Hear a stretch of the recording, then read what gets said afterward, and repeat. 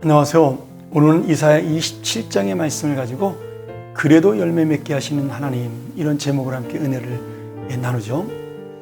하나님을 대적하던 모든 열방들, 애굽과 아스루와 바벨론과 페르시아, 그리고 에돔과 모압과 암몬과 두로, 모든 나라들, 정말 하나님의 그 공의를 무시하고 창조 질서를 어지럽혔던 모든 악한 세력들은, 그리고 하나님의 사람들을 괴롭히던 대적들은 하나님의 칼에 삼키움을 당한다. 하나님의 심판으로 멸망을 당하고 오직 하나님의 주권만이 온 우주에 높이 세워질 것이다. 우리가 이렇게 27장에서 말씀하고 있습니다. 그래서 이사야 27장은 그래도 열매 맺게 하시는 하나님으로 우리가 말씀을 볼 수가 있는 것이죠. 지금 하나님께서는 다시 한번 우리 이스라엘 믿는 자들을 포도나무와 포도원에 비유합니다. 이사야 5장에 나타났던 포도원의 비유와 대비되어 이번에는 열매를 맺지 못하는 포도나무가 아니라 하나님께서 직접 포도원 지기가 되어서 지키시고 가꾸신다는 구원과 회복의 말씀이죠. 하나님의 심판은 포도원, 다시 말하면 하나님의 자녀를 망치는 찔레와 가시에 대해서 그들에게 심판이 임할 것이고, 또 5장에서 열매 맺지 못하던 극상품 포도나무는 이제 하나님의 그 놀라운 사랑으로 풍성한 열매를 맺게 됩니다.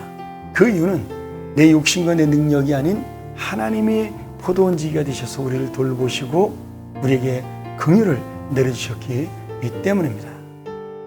하나님께서는 이렇게 이스라엘 백성을 포도원으로 말씀하시면서 아름다운 열매를 맺기 위해서, 탐스러운 열매를 맺기 위해서 그들이 비바람과 그 세찬 어려움들을 겪어야 됐다.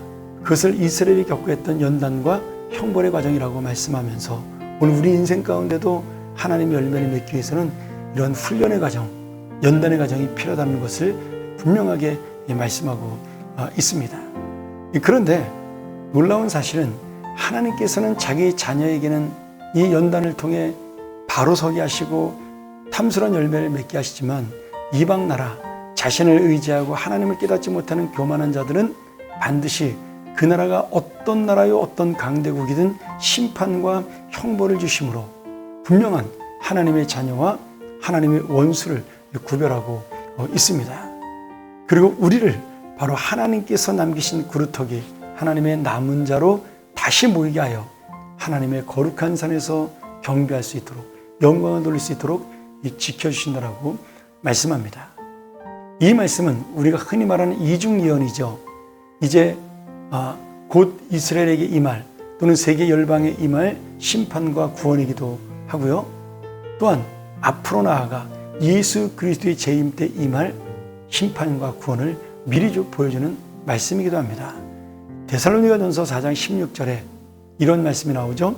이 내용과 아주 흡사합니다. 주께서 호령과 천사장의 소리와 하나님의 나팔 소리로 친히 하늘로부터 강림하시리니 그리스도 안에서 죽은 자들이 먼저 일어난다. 오늘 죽은 자들이 일어나는 것은 주님의 영원한 생명과 영광이 회복되어 부활하는 것을 의미합니다. 이것이야말로 우리 인생의 가장 귀한 열매요, 참된 열매가 되는 것이죠. 오늘 여러분, 중요한 건, 우리가 정말 우리 삶 속에 가장 중요한 건 내가 주님 안에 들어가 하나님을 포도원지기로 믿고 그 안에 순종하며 그분이 말씀하시는 대로 살아가는 참된 포도나무요, 참된 성도가 되느냐는 그 문제가 달려 있는 것입니다. 오늘 주님은 이미 약속하셨어요. 주님은 이미 붙드셨습니다. 이제는 우리가 주님을 붙드느냐, 주님과 함께하느냐의 문제입니다. 오늘 다시 한번 믿음의 삶, 마지막까지 주님과 함께하는 남은 자가 되어 인생의 열매요 영원한 생명의 열매까지 맺는 하나님의 자녀가 되기를 간절히 축원합니다. 함께 기도하겠습니다. 하나님 아버지, 참으로 감사합니다. 오늘 다시 한번 이 말씀을 통해 우리가 신실한 주님의 자녀로 영원한 생명을 누리고 주님의 영광을 누리는 믿음의 삶이 되게 하여 주시옵소서. 이 땅뿐 아니라 저 하나님 나라까지 주님과 함께 거하는 자, 진정한 포도나무가 되어 열매 맺는 인생이 될 수 있도록 함께하여 주시옵소서. 예수님의 이름으로 간절히 기도합나이다. 아멘.